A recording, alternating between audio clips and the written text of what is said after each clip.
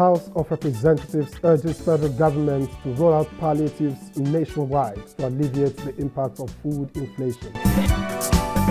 House leadership commits to building capacity of lawmakers and accelerating national development. And tributes galore as the House holds valedictory session in honor of former Speaker Gali Umar Naaba. Hello and welcome to you and your reps. I am Victor Azub. Thank you for joining us.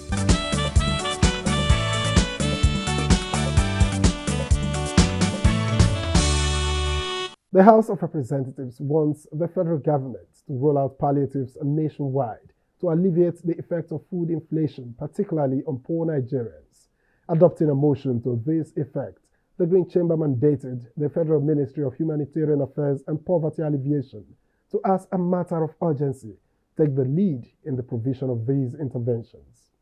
Life has become unbearable for the people of Ilela, who can barely feed anymore, as most of them who are involved in commercial activities have lost their means of livelihood. The federal government should swing into action in releasing the palliative that have already been listed as regards to the issue of subsidy removal. There should be a time frame of 1 month for the Federal Ministry of Humanitarian to comply with this resolution. Also urge all the state governors to complement the efforts of the federal government.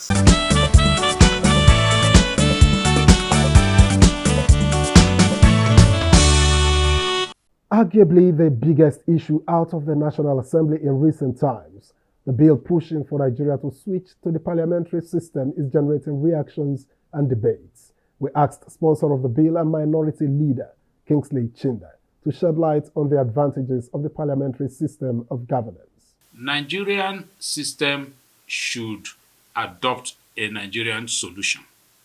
And looking at the cost of governance, which is taking a heavy toll on our economy, looking at our culture and nature, which has been strongly influenced by military government, a situation where you feel that, look, I am all in all. In an office where you ought to be servant of the people, you see yourself as the Lord. That's a military mentality. And so you see public officers on long convoy. And how do you stop that? It's difficult because it's like a culture, it's like a mentality. For you to stop it, there must be a fundamental change. And that's why we say that, look, we need a parliamentary system where the executive will be in parliament and be accountable to the people. You cannot have somebody who is not strong enough to be a prime minister of the country if it's a parliamentary system, because you will be there once at least in a week to answer to government policies. And people will be better informed on the decisions of government. You can even see a situation where parliamentarians at this level do not understand government policies because they are not carried along. Resolutions of parliaments are not executed by the executive arm because the executive arm are also not carried along. They don't understand the reasons why parliament should arrive at these resolutions. A parliamentary system will take care of these things for a developing country and fast-track development. It will also help us when it comes to the issues of corruption, which everybody has been crying about today. Accountability will be better, transparency will be better, because you have both the executive and the legislature in the same room discussing, and the legislators are representatives of the people. So in essence, you have the people, the governed and the governors in the same room talking. And when we suggest a parliamentary system, which we are doing today, we are not talking about the textbook parliamentary system. No, sir. We are talking about a Nigerian parliamentary system. Let us start the discussion. Let us look at what is good for us. How do we fashion it? Different countries practice the parliamentary system that is good enough for them. Go to Canada, the system is different. You go to France, the system is different. Go to United Kingdom, they are not exactly the same. So we are not talking about the United Kingdom parliamentary system. We want a Nigerian parliamentary system where accountability will be stronger, transparency will be better, the cost of governance will be reduced. You have election into the parliament. There will be no election for the executive arm, and then you get the executives from the parliaments, and they will be there to be accountable to the people.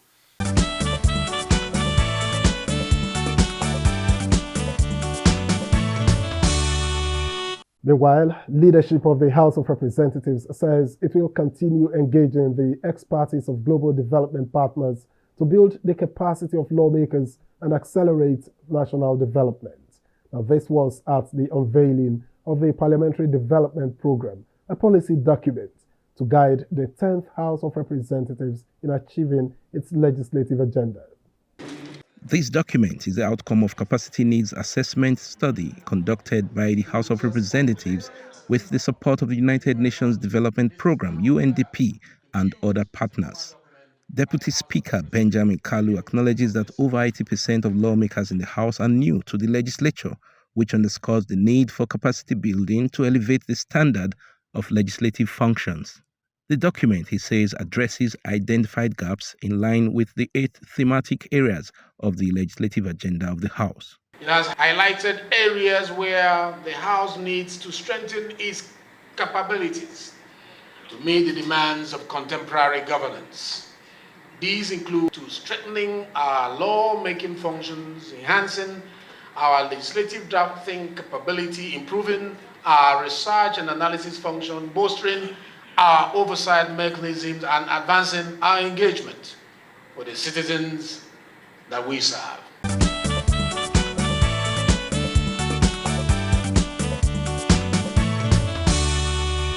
And for further insights into the bill for the establishment of National Polytechnics Commission, which passed second reading, here is sponsor of the bill, Iduma Igariwe Enwo. We have a tripodal tertiary establishment in this country. Tripodal in the sense that you have the universities, which has a National Universities Commission. You also have the colleges of education as the other leg of the tripod. And you have a National Commission for colleges of education. And now you have polytechnics as the third leg. And you don't have a commission to regulate polytechnics. So you already see that your tripod is threatened in that it is standing only on 2 legs, especially if we consider how important education is. Now, recently, the Minister for Education, I think it's Professor Tahir, rolled out a ministerial roadmap for education. And one of the 13 thematic areas of that roadmap is what they call education for jobs. What it means is education that will bring jobs to the teeming graduates we have in this country. We are talking of technical and vocational education. We are talking about engineering. We are talking about technology, mathematics. So those are the founding elements in this education for jobs, which this government, under its Renewed Hope for Education project, is trying to roll out. It's a progressive thing. It's something that is good for our education. And so this bill merely seeks to give effect to what the government of the day is even trying to do. So that is why I was quite happy when at the end of the day, my colleagues saw the merit in this bill. That it's actually, like I said, it's even supposed to be an executive bill because it aims to give effect to enable core education policy of the government of the day. So whichever way you look at it, there is an absolute need for a commission for polytechnics. Aside even the ministerial roadmap, which emphasizes technical education, you find out that graduates of polytechnics suffer a lot of discrimination. And it all has to do with this lumping them under a supervisory body called MBTE, which has more than 600 other education units it is supervising. Many of those 600 education units are vocational education units, and sub or quasi tertiary institutions. It is only polytechnics that are tertiary institutions in that mixture. And that means it stands to reason that if you take something as important as polytechnic education into the supervision of a body that supervises 600 other education units, definitely they will suffer from lack of proper supervision. So science and technology is at the core of everything. And what this bill seeks to do is to fortify, to develop the substructure for the proper education of science and technology in this country.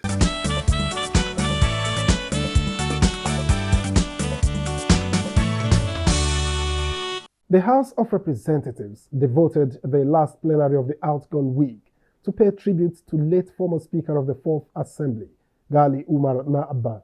Speaker of the House, Tajuddin Abbas, who presided over the valedictory session, described the late Na'aba as an extraordinary patriot who was resolute in defending the independence of the legislature.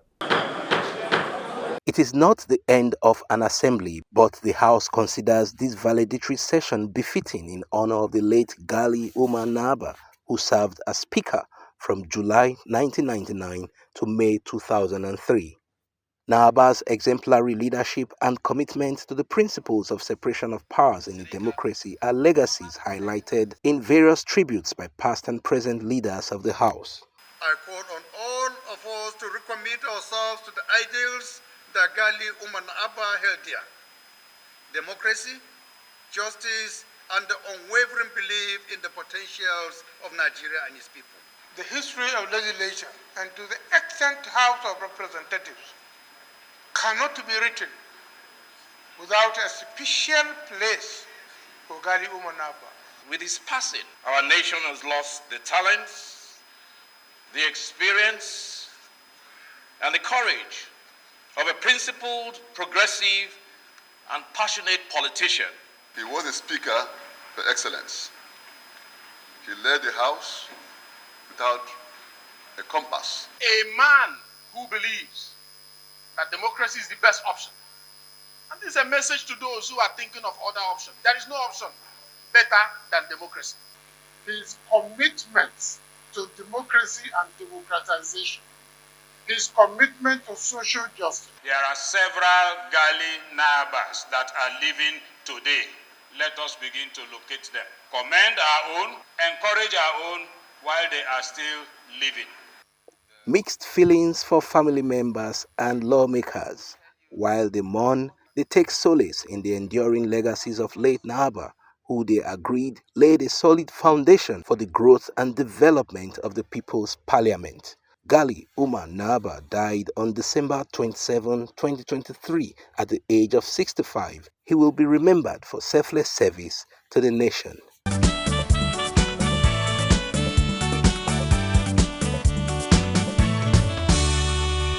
Elsewhere, Chairman of the House Committee on Reformatory Institutions, Chinda, has been speaking on the committee's engagements and strides in improving the sector.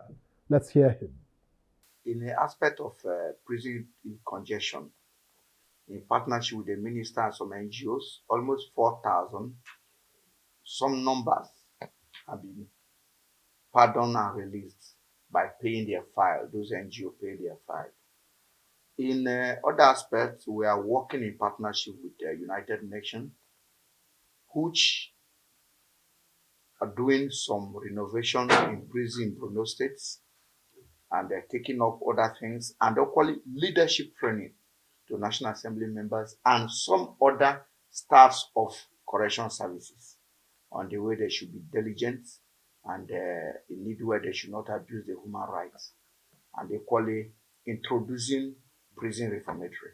So we are doing so many things. We already sent the letters to the states, showcasing them the law as sent by Mr. President from concurrent to exclusive, that they have a duty to establish and build their own correction service in each state and fund it.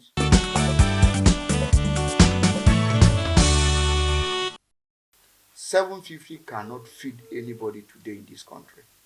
We are looking at a situation by which Mr. President can look and attend to such requests of the minister to increase the feeding of the inmate in Nigeria, so that it will help to make sure control of the insecurity.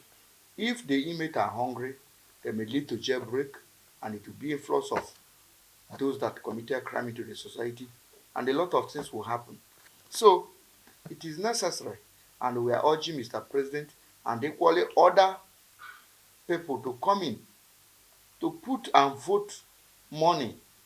If reformatory institutions are really put the way it should be, it will help to control the insecurity of this country, so that those people will be properly reformed, give them techniques, give them vocation, empower them, and they cannot indulge or go back to crime.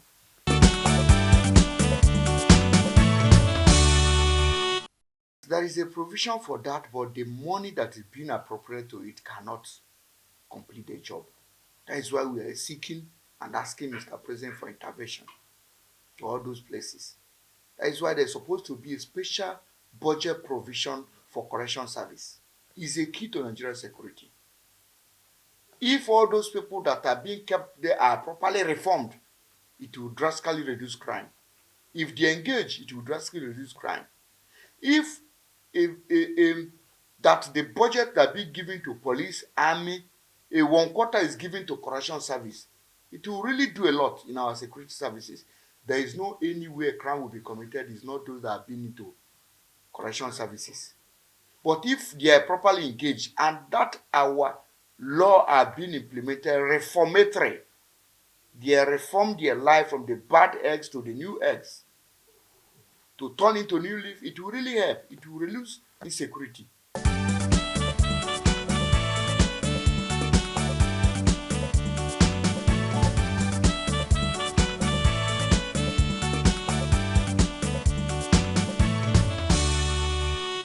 Remember that expose on certificate racketeering? Well, the House of Representatives has set up an investigative committee headed by Chair of the Committee on University Education, Abubakar Fulata. You and your reps crew caught up with him to bring us up to speed.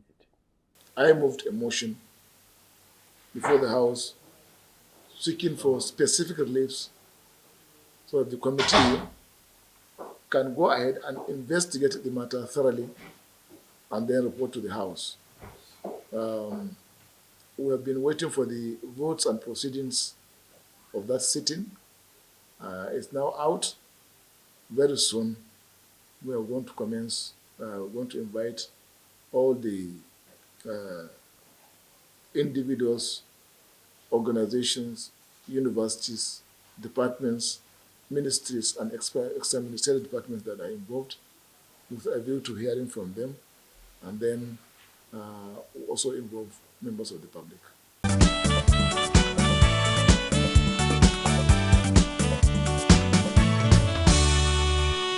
Now, it is common to hear the word constituency during plenary and other parliamentary engagements. So we asked Chair of the House Committee on Rules and Business, Francis Waive, to tell us the meaning and concept of the word.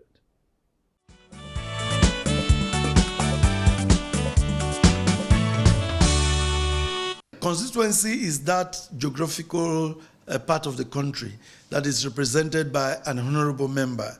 For instance, I represent people of Ugele North, Ugele South, and Udu Federal Constituency of Delta State. Now, constituencies are deliberated by INEC on the basis of population, geographical spread, and all that.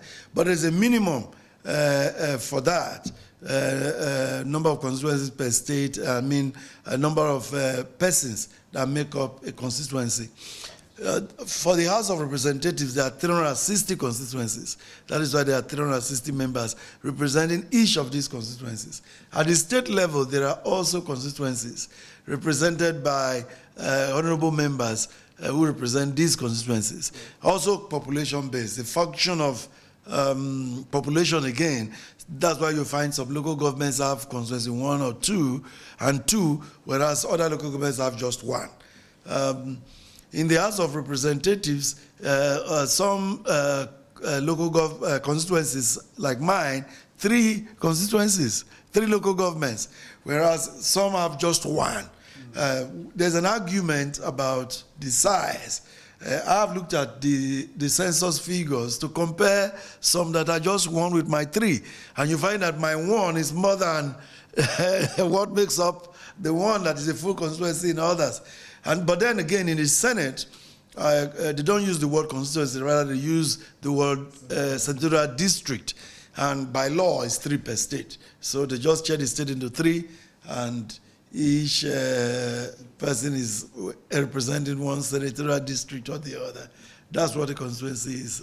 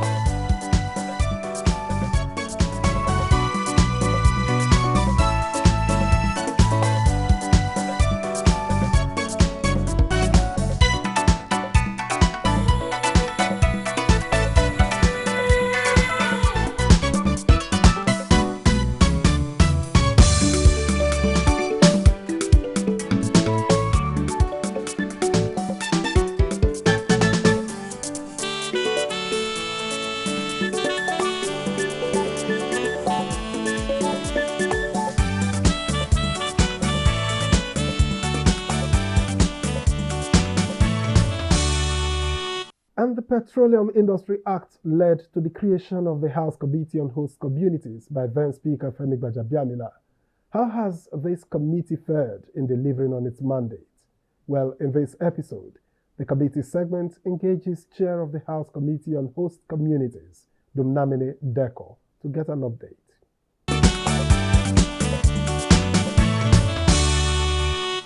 The first mandate is to protect the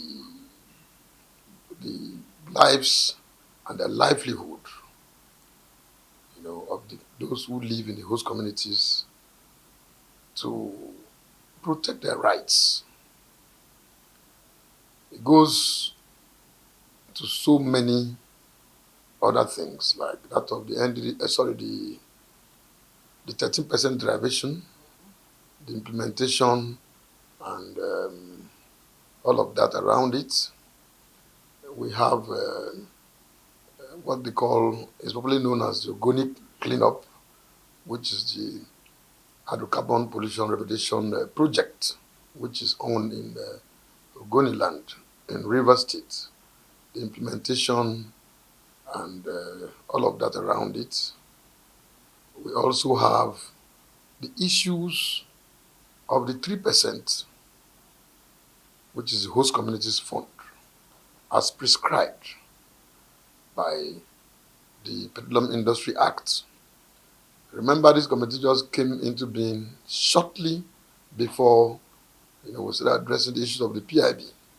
So the committee was deeply involved in this whole idea of what we see as the PIA today.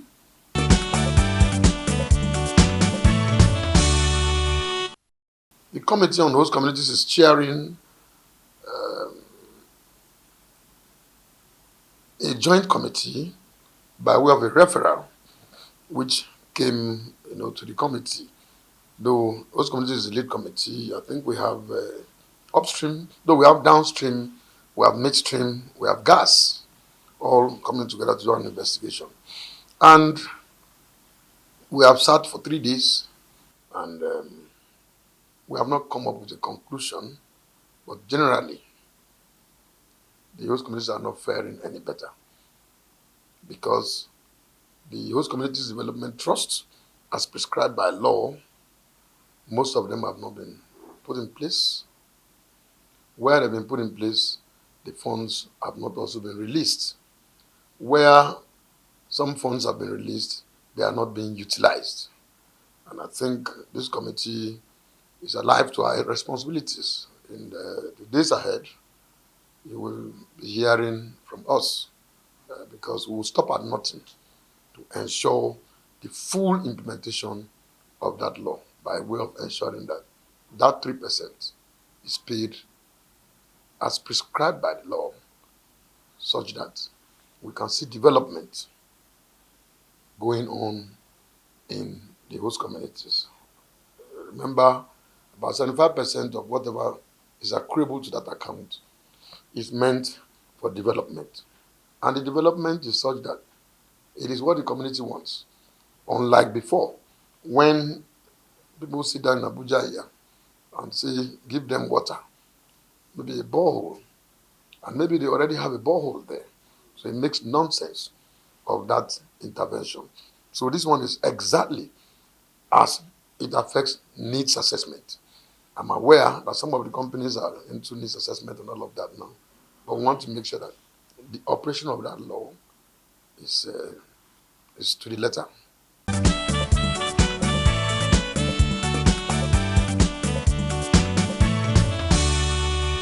I guess that's a good place to end the program this week. Hopefully, these efforts of the committee will lead to improvements in the living conditions of the host communities. And that's been you and your reps. Thank you for your company. I am Victor, as with Thursday.